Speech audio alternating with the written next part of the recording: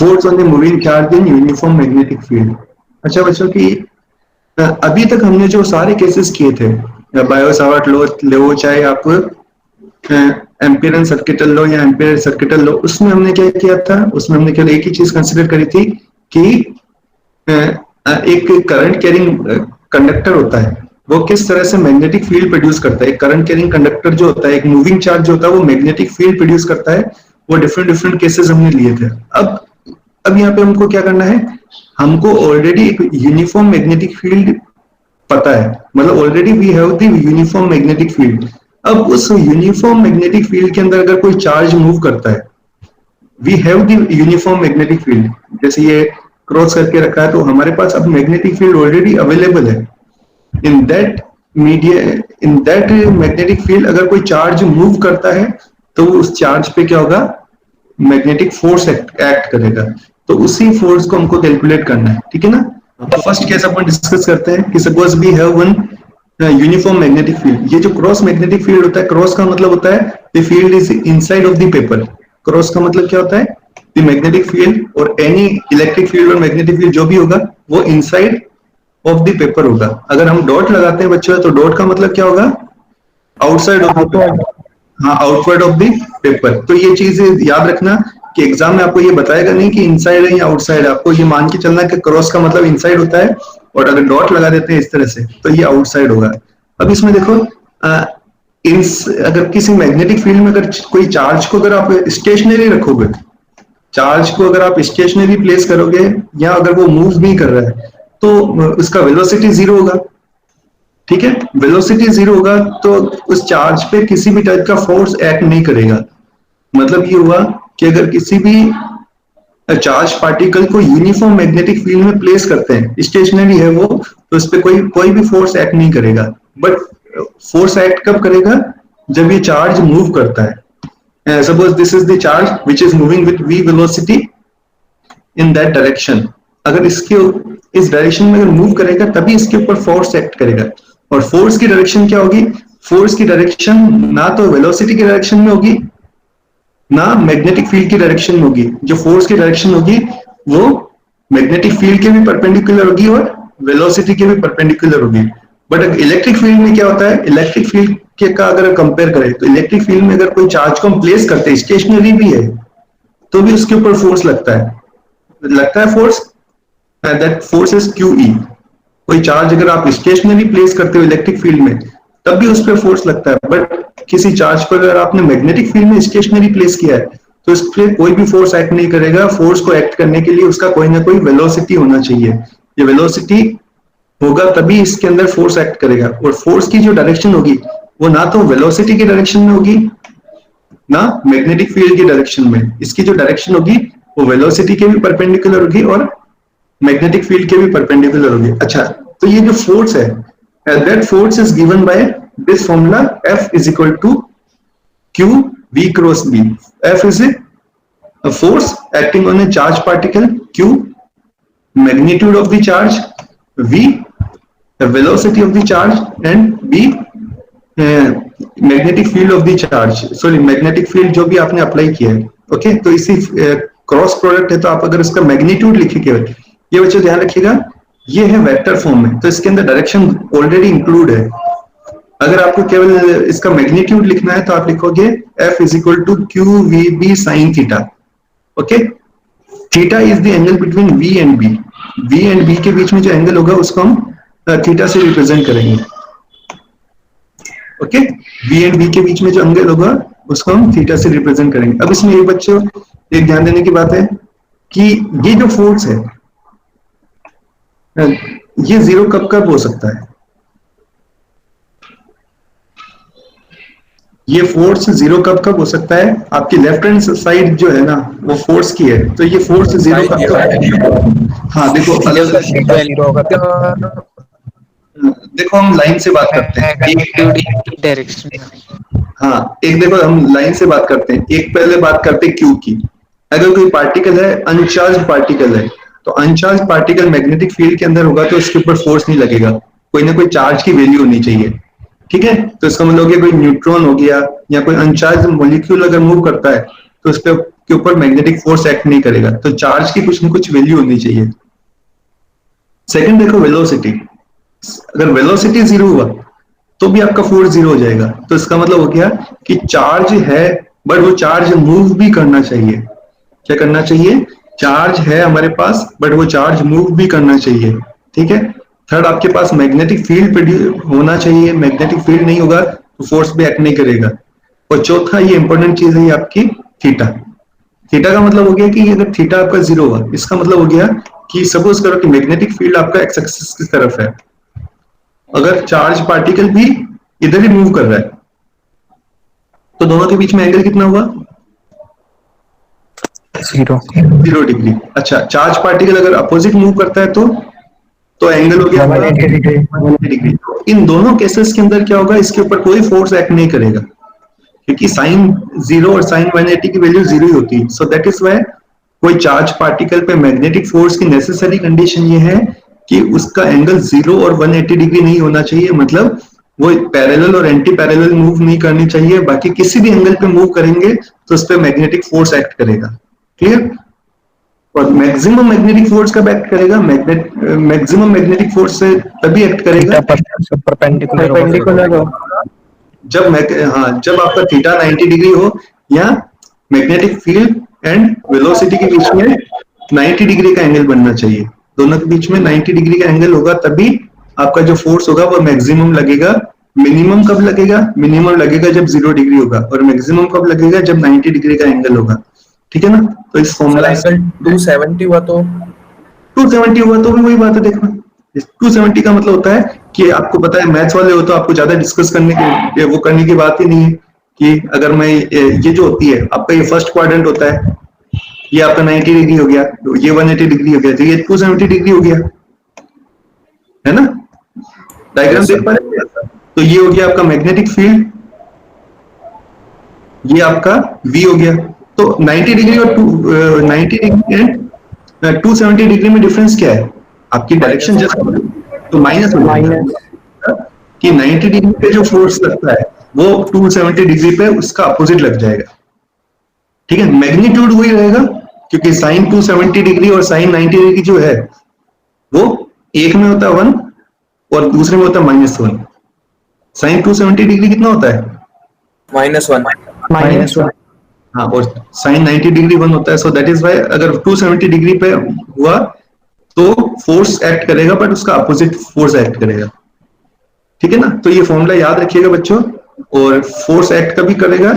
जब charge particle move करेगा, वो भी किसी एंगल के साथ में, 0 डिग्री नहीं होना चाहिए, और पार्टिकल मूव भी करना चाहिए। ये सारी अच्छा, एक बात बताओ, अगर चार्ज पार्टिकल, चलो आएगा तब बता देंगे। ठीक है? ये चीज आप ध्यान रखिएगा, इस फॉर्मूला को याद रखिएगा। अब अपन बात करते हैं बच्चों की, जब हमने स्टार्टिंग में हमने किया था तो आपको मैग्नेटिक फील्ड डायरेक्ट इंट्रोड्यूस किया था। ठीक है ना? बी इज मैग्नेटिक फील्ड, और उसका यूनिट भी मैंने टेस्ला डायरेक्ट बता दिया था जब हमने बायोसावर्ट लॉ किए थे। फिर हमने बताया था कि जो टेस्ला कैसे कहां से आया, वो सब कुछ हम आपको थोड़ा बाद में बताएंगे। ठीक है? तो अब ये बताने वाले हैं हम आपको कि ये जो बी है वो इंट्रोड्यूस कहां से हुआ, इसका यूनिट टेस्ला कैसे बना, और इसका जो है ना फंडामेंटल क्वांटिटीज की टर्म में बी को किस तरह से लिखेंगे, ये सब कुछ हमको देखना है। ठीक है? तो अब इसमें देखो इसका यूनिट क्या बनेगा, बी का यूनिट आप इसमें देखो, इस फॉर्मूला में बी का यूनिट क्या बनेगा? ये थीटा की तो कोई यूनिट होगी नहीं, साइन थीटा की। B is equal to F upon Q V, newton second पर कूलम मीटर। हाँ देखो, अगर इस तरह से देखें, F is equal F upon Q V, ये बनेगी। अगर मैं बी को लिखता हूं इस फॉर्मूला से, तो B is equal to F upon Q B, तो ये हो गया यहां से, तो न्यूटन, ये हो गया आपका कूलम, और ये हो गया आपका मीटर पर सेकेंड, तो मीटर पर सेकेंड में ऊपर लिख देता हूं। अच्छा, अगर किसी ने बोला न्यूटन सेकेंड पर कूलम मीटर, तो इससे तो यही निकलेगी न्यूटन सेकेंड पर कूलम मीटर। तो कई बार बच्चों क्या करना होता है कि हमको यूनिट को उसकी फंडामेंटल क्वांटिटीज की टर्म्स में लिखना पड़ता है, और जो कूलम होता है वो फंडामेंटल क्वांटिटी होती है क्या? कूलम या जो एम्पियर होती है, एम्पियर होती है, करंट होता है। सो दैट इज वाई आप कूलम जो है उसको आप चेंज करके क्या क्या लिखोगे करंट की टर्म में? आप लिखोगे एम्पियर सेकेंड। क्या लिखोगे? एम्पियर सेकेंड, और मीटर आपका वैसे ही रच गया। तो फिर यहां से जो सेकंड से सेकंड जो होगा वो कैंसिल हो जाएगा। फिर आपका यूनिट क्या बना? आपका यूनिट क्या बनेगा? ये बनेगा पर एम्पियर मीटर। न्यूटन पर एम्पियर मीटर। ठीक है ना बच्चों? तो इसको याद रखिएगा, न्यूटन पर एम्पियर मीटर। अच्छा, इसी का यूज करके आप, इसी को हम बोलते हैं टेस्ला। ये जो है ना, इसी की शॉर्ट फॉर्म हमारे पास टेस्ला है। ओके। अच्छा, टेस्ला इसका यूनिट जो टेस्ला है किसके नाम पे पड़ा है? कोई साइंटिस्ट होगा सर? हाँ, एक साइंटिस्ट था निकोला टेस्ला। उसके बारे में बहुत सारी आपके साइंस फिक्शन मूवीज चलती है, आप हॉलीवुड बॉलीवुड मूवीज देखते हैं तो, है ना? तो ज्यादा उसको भले क्रेडिट नहीं मिला, पर उसने मतलब मैग्नेटिक फील्ड जो था उसके ऊपर बहुत सारा उसने वर्क किया था। ठीक है ना? तो निकोला टेस्ला जो था ना, उसी के ऊपर ही ये सारा सब कुछ बेस्ड है। ये जो सारा, इसका आप डायमेंशन फॉर्मूला लिख सकते हैं इससे, है ना? तो मैं डायमेंशन फॉर्मूला मैंने लिखा नहीं है, इससे आपको डायमेंशन फॉर्मूला भी लिखना आना चाहिए। तो ये मैंने आपके लिए छोड़ दिया है। अच्छा, अब थोड़ी सी बात कर लेते हैं बच्चों कि डायरेक्शन को कैसे आइडेंटिफाई करेंगे। अच्छा, इसमें डायरेक्शन को आइडेंटिफाई करने के लिए कि कोई चार्ज होता है वो मैग्नेटिक फील्ड में मूव करता है, तो इसके ऊपर जो फोर्स एक्ट करता है उसकी डायरेक्शन को आइडेंटिफाई करने के लिए हमारे पास फिर से 3 रूल हैं। Right hand palm rule. बच्चे ध्यान रखिएगा कि राइट हैंड पाम रूल को हम बार बार यूज कर रहे हैं, बट बार बार यूज करने पर उनके जो है ना, थंब किसको रिप्रेजेंट करता है, फिंगर्स किसको रिप्रेजेंट करती है, पाम किसको रिप्रेजेंट करता है, वो चीज आपको याद रखना है। बायो सावर्ट लॉ में हमने जब किया था तो हमने बताया था कि जो आपका थंब होगा वो करंट को रिप्रेजेंट कर रहा था, आपकी जो फिंगर्स थी वो उस पी पॉइंट को रिप्रेजेंट कर रही थी जिसके ऊपर आपको मैग्नेटिक फील्ड कैलकुलेट करना था, और पाम किसको रिप्रेजेंट कर रहा था, वो direction of the magnetic field represent कर रहा था। ठीक है ना? बट अब इसमें क्या है कि अगर आप फोर्स कैलकुलेट करते हो किसी चार्ज पार्टिकल पे जो मैग्नेटिक फील्ड में मूव करता है, तो आप थोड़ा सा याद रखिएगा कि आपका जो थंब होगा वो किसको रिप्रेजेंट करेगा? वेलोसिटी को रिप्रेजेंट करेगा। आपकी जो फिंगर्स होगी वो मैग्नेटिक फील्ड लाइंस को रिप्रेजेंट करेगी या मैग्नेटिक फील्ड की डायरेक्शन को रिप्रेजेंट करेगी। आप फिंगर्स से देख भी सकते हो कि एक तरह से वो फील्ड लाइंस की तरह ही है, parallel. So that is why आपको बी तो याद रह ही जाएगा। ठीक है ना? तो बी फिंगर्स जो है वो आपको मैग्नेटिक फील्ड को रिप्रेजेंट करेगी, वी आपका थंब जो होगा वो आपका वेलोसिटी को रिप्रेजेंट करेगा, और जो पाम होगा वो मैग्नेटिक फोर्स को रिप्रेजेंट करेगा। बट ये जो है वो है पॉजिटिव चार्ज के लिए, ध्यान रखिएगा। अगर आपका कोई पॉजिटिव चार्ज है उसके लिए इस तरह से लगेगा। बट सपोज करो कि आपका वही चार्ज अगर नेगेटिव हुआ, कि उसका वेलोसिटी इधर है, मैग्नेटिक फील्ड भी इधर है, तो उसका जो फोर्स होगा इसका जस्ट अपोजिट हो जाएगा। ठीक है ना? तो इसको याद रखिएगा कि मैंने अभी इस टाइप के क्वेश्चंस कई बार आ जाते हैं कि electron is moving in x direction, और फिर आपको फोर्स बताना था, palm rule, right hand palm rule को यूज करके बता देते हो। बट एक्चुअल में electron is the negative charge particle, तो इसके ऊपर जो फोर्स लगेगा वो पॉजिटिव चार्ज के जस्ट अपोजिट होगा। ठीक है ना बच्चों? तो ये पॉजिटिव चार्ज के लिए मैंने बताया आपको। सर नेगेटिव चार्ज के लिए लेफ्ट हैंड लगा देंगे ना, लेफ्ट हैंड से कर देंगे। हाँ, क्योंकि एक बार क्या होता है, कई बार अपन ज्यादा इस पाम रूल जो है ना, हमेशा जब भी पाम रूल हम यूज करते हैं तो पाम रूल के अंदर अपन ये बता देते कि ये वेलोसिटी हो गई, ये हो गई। तो अगर दो हाथ को यूज करेंगे तो आप कंफ्यूज हो जाओगे कि राइट हैंड कब लगाना है, लेफ्ट हैंड कब लगाना है ना? पर अगर आप राइट हैंड यूज करें तो आपको ये पता होना चाहिए कि आप पॉजिटिव चार्ज के लिए नेगेटिव चार्ज में जो भी आपने लिया है उसका अपोजिट हो जाएगा। बट अगर आपने दोनों हाथ को यूज करने लग गए तो आपको थोड़ा कंफ्यूजन नहीं हो जाए कि लेफ्ट हैंड के लिए पॉजिटिव चार्ज होगा या राइट हैंड के लिए पॉजिटिव चार्ज होगा। इसलिए मैं अपने को दो हाथ का यूज नहीं करना चाहिए। क्लियर? और बुक्स में भी यही बताते हैं कि आपको राइट हैंड पाम रूल, तो राइट हैंड ही बार बार आपको उठना चाहिए। और दूसरा इसका रूल है आपका फ्लेमिंग्स लेफ्ट हैंड रूल। अब राइट हैंड भी होता है फ्लेमिंग्स राइट हैंड रूल। जब आप इंड्यूस्ड करंट की बात करेंगे तो उसमें बच्चों को कंफ्यूजन सर के कभी तो हम लेफ्ट हैंड उठा लेते हैं, कभी राइट हैंड उठा लेते हैं। तो आपको right hand palm rule and left hand rule. Left hand rule में देखो आपको एग्जैक्टली उसमें भी यही करना है। अगर आपको 3 फिंगर्स को आपको रिप्रेजेंट करते हो, क्या आपने क्या किया है, आपका जो सेकंड नंबर वाली जो फिंगर है उसको वेलोसिटी अगर रिप्रेजेंट करते हैं, आपकी जो फर्स्ट फिंगर है उसको मैग्नेटिक फील्ड से रिप्रेजेंट करते हैं, तो आपका जो थंब होगा वो फोर्स को रिप्रेजेंट करेगा। ठीक है ना? तो आपको मतलब ये लेफ्ट हैंड है, याद रखिएगा।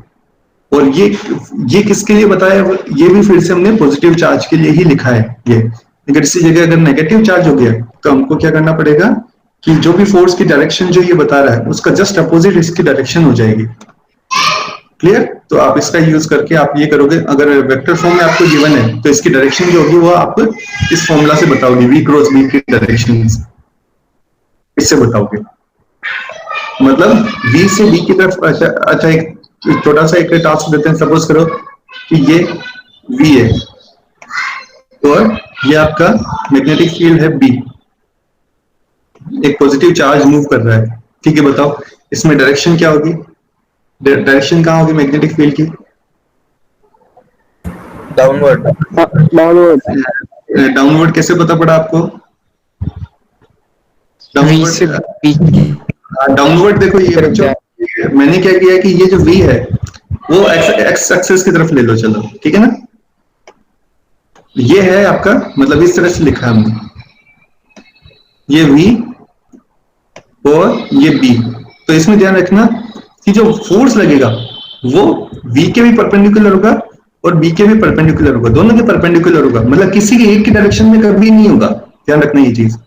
तो अगर किसी ने बोला डाउनवर्ड होगा, तो डाउनवर्ड तो कैसे हो सकता है, उधर तो b है, तो वो b के भी परपेंडिकुलर होगा और v के भी परपेंडिकुलर होगा। तो ये कब पॉसिबल है? या तो बाहर की तरफ हो फोर्स या अंदर की तरफ हो।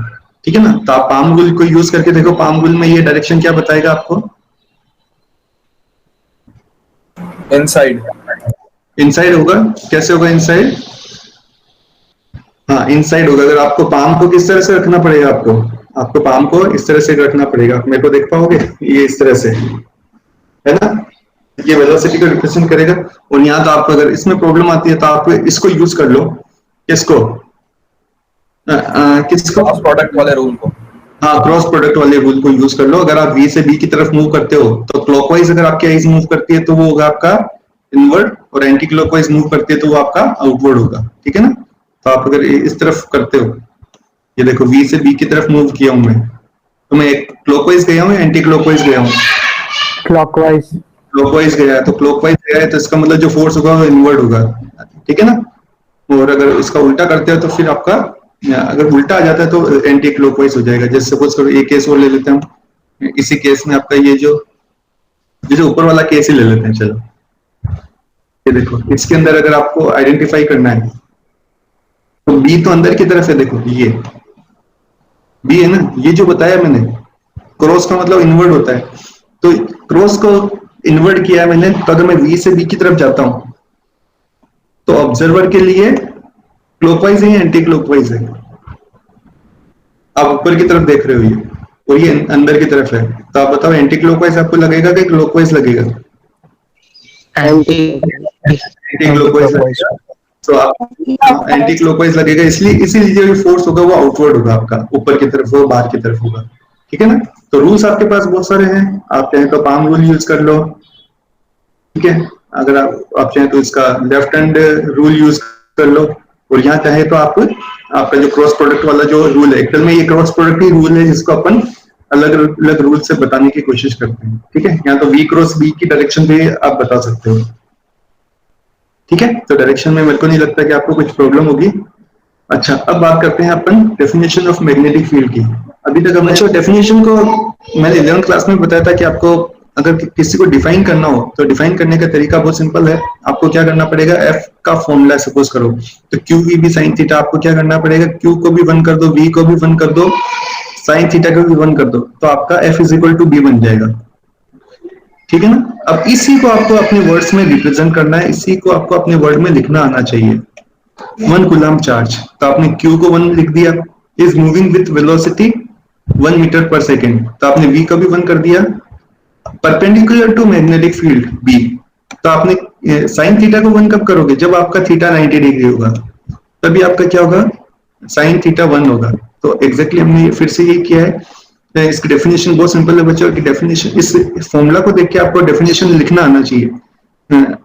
इट इज नॉट नेसेसरी कि आपकी डेफिनेशन ऐसी की ऐसी हो, कोई जरूरी नहीं है, बट ये जरूर होना चाहिए कि आपके फॉर्मूला के अंदर आपकी डेफिनेशन में q is equal to 1, v is equal to 1, sine theta is equal to 1 और theta is equal to 90 degree, ये वाली टर्म आपकी आनी चाहिए। तो फिर से मैं बोलता हूँ, सुनिए। If 1 coulomb charge is moving with velocity 1 metre पर second perpendicular to magnetic field, then the force experienced by this charge is equal to magnetic field। ये चीज तो सारे पैरामीटर्स जो हमने बताए कि आपने वेलोसिटी को 1 बोल दिया, चार्ज को 1 बोल दिया, थीटा को 90 डिग्री बोल दिया और f is equal to b बोल दिया। तो अगर आपकी डेफिनेशन में ये सारी टर्म आ जाती है तो इसका मतलब आपको डेफिनेशन आप कैसे भी लिखो, आपकी डेफिनेशन करेक्ट होगी, ठीक है ना। अच्छा, एक डेफिनेशन अपन लिखते हैं किसकी, ये है बी की डेफिनेशन। अब हम लिखेंगे 1 टेस्ला की डेफिनेशन, किसकी, 1 टेस्ला की। अब 1 टेस्ला की डेफिनेशन लिखते टाइम अगर किसी की यूनिट डिफाइन करनी है बच्चों, तो इसमें क्या करना पड़ेगा, आपको सबको 1 करना पड़ेगा। किसको, आपको फोर्स को भी 1 करना पड़ेगा, इसको भी 1 करना पड़ेगा। अगर ये 1 हो गया, ये 1 है, आपका v 1 हुआ, साइन थीटा 1 हुआ, तो b कितना हो जाएगा, b भी 1 हो जाएगा। तो अगर आपको 1 टेस्ला हो जाएगा, तो आपको क्या करना पड़ेगा कि आपको आपका यूनिट जब आप डिफाइन करते हो, हम यहाँ पर 1 टेस्ला यूनिट को डिफाइन करेंगे। अभी मैग्नेटिक फील्ड को डिफाइन किया था, वैसे अब हमको 1 टेस्ला करना है। तो आपको क्या करना है, लास्ट में फोर्स को भी 1 न्यूटन बोलना है। ओके, ये फोर्स को भी आपको 1 न्यूटन बोलना है। देखो डेफिनेशन कैसे हुई, एग्जैक्टली वही डेफिनेशन है जो अपन अभी लिखे थे। If 1 coulomb charge is moving with velocity v is equal to 1 हो गया, 1 कूलम बोल दिया तो आपका q इज इक्वल टू 1 हो गया। If 1 coulomb charge is moving with velocity 1 metre per second perpendicular to magnetic field, if the charge experiencing a force, अब हमने बता दिया फोर्स भी 1 है। If charge is experiencing a force of 1 newton, then magnetic field strength will be 1 tesla. अच्छा, एक छोटा सा एक टॉपिक और डिस्कस कर लेते हैं। बात कर लेते हैं हम लोरेंट्ज फोर्स की। लोरेंट्ज फोर्स क्या होता है बच्चों, कि अभी अभी हमने डिस्कस किया था कि कोई चार्ज जब मूव करता है मैग्नेटिक फील्ड में, तो इसके ऊपर मैग्नेटिक फोर्स लगता है, और इलेक्ट्रिक फील्ड में अगर कोई चार्ज को प्लेस करते हैं तो इलेक्ट्रिक फील्ड लगता है। अब हमारे पास क्या है कि हमारे पास इलेक्ट्रिक फील्ड भी है और मैग्नेटिक फील्ड दोनों है। तो इलेक्ट्रिक फील्ड और मैग्नेटिक फील्ड में जब फोर्स लगता है तो उसको हम बोलते हैं लोरेंट्ज फोर्स। हाँ, तो लोरेंट्ज फोर्स क्या होता है, लोरेंट्ज फोर्स का मीनिंग होता है कि इलेक्ट्रिक फील्ड भी है हमारे पास और मैग्नेटिक फील्ड भी है। उस फील्ड में अगर कोई चार्ज मूव करता है तो दोनों के इफेक्ट से जो फोर्स बनता है उसको हम लोरेंट्ज फोर्स बोलते हैं, ठीक है ना। जस्ट सपोज करो कि हमारे पास एक चार्ज पार्टिकल है Q, उसको यूनिफॉर्म इलेक्ट्रिक फील्ड में, अगर आप, यूनिफॉर्म भी जरूरी नहीं है, फील्ड कैसा भी हो सकता है, तो अगर किसी चार्ज पार्टिकल को इलेक्ट्रिक फील्ड में प्लेस करते हो तो उसके ऊपर फोर्स कितना लगेगा, F is equal to QE, ठीक है ना। फर्स्ट चैप्टर की बात ही है इसके अंदर। अगर इसी चार्ज पार्टिकल को अगर मैग्नेटिक फील्ड के अंदर ये मूव करता है तो उसके ऊपर मैग्नेटिक फोर्स कितना लगेगा, F is equal to QV cross B, जो अभी अभी हमने पढ़ा था। अब दोनों का कंबाइंड इफेक्ट क्या होगा कि हम क्या करते हैं कि दो फोर्सेस एक्ट करते हैं तो उनका हमको वेक्टर सम करना पड़ता है। तो हमने एक तरह से क्या किया है, याद रखिएगा बच्चों, जब लोरेंट्ज फोर्स लिखते हो तो ये वेक्टर की टर्म में ही होना चाहिए। ऐसा नहीं कि इसके ऊपर आपने QE लिख दिया और इसके ऊपर वेक्टर नहीं लगाया, वेक्टर नहीं लगाया तो वो गलत हो जाएगा। क्यों, क्योंकि फिर वो मैग्नीट्यूड्स हो जाएंगे, और मैग्नीट्यूड हो गए तो फिर हम उनको वेक्टर एडिशन की तरह ऐड नहीं कर पाएंगे, ठीक है ना। तो याद रखिएगा E के ऊपर भी आपका वेक्टर होना चाहिए, V क्रॉस B के ऊपर भी आपका वेक्टर होना चाहिए, तभी आपका ये फॉर्मूला करेक्ट होगा। और F के ऊपर भी वेक्टर ही होना चाहिए, क्योंकि पूरी इक्वेशन वेक्टर फॉर्म में होगी। तो फिर आप क्या लिखोगे, net force is equal to electric force that is QE plus magnetic force QV cross B। और फर्दर आप Q को अगर आप इसमें से कॉमन ले लें तो Q को आप बाहर लिख के इस फॉर्मूला को लिख पाओगे। इस फॉर्मूला को क्या बोलते हैं हम, इस फॉर्मूला को बोलते हैं Lorentz force equation. F is equal to QE plus V cross B। अगर मैग्नेटिक फील्ड भी और इलेक्ट्रिक फील्ड भी है, दोनों फील्ड अगर हमारे पास प्रेजेंट है, तो इसके ऊपर कोई चार्ज पार्टिकल के ऊपर जो फोर्स लगता है उसको हम लोरेंट्ज फोर्स बोलते हैं, और ये इसकी इक्वेशन हो जाएगी। ठीक है बच्चों, इसमें कुछ डाउट है आपको? No sir.